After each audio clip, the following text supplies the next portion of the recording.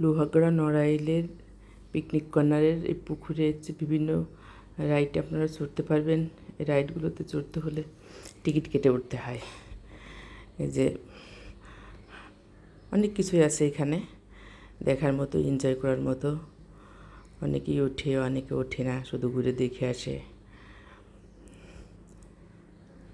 দেখেন ওই যে অনেকে ওই যে ঘুরতেছে উঠে উঠে। এটা হচ্ছে সিং সুলতানের মূর্তি, রবি ঠাকুরের মূর্তি, বাঘ আর বগের গল্প, ড্রাগন ঝর্ণা। দেখেন ড্রাগনের গালের ভিতর দিয়ে পানি পড়তেছে।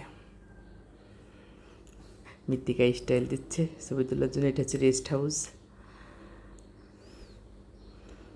হাঁসের অসাধারণ একটা ঝর্ণা এখানে দেখেন, সুন্দর, সব মিলে সুন্দর। পরিবার নিয়ে ঘোরা যায়, পরিবার প্রয়োজন নিয়ে সময় কাটানোর মতো সুন্দর একটা জায়গা,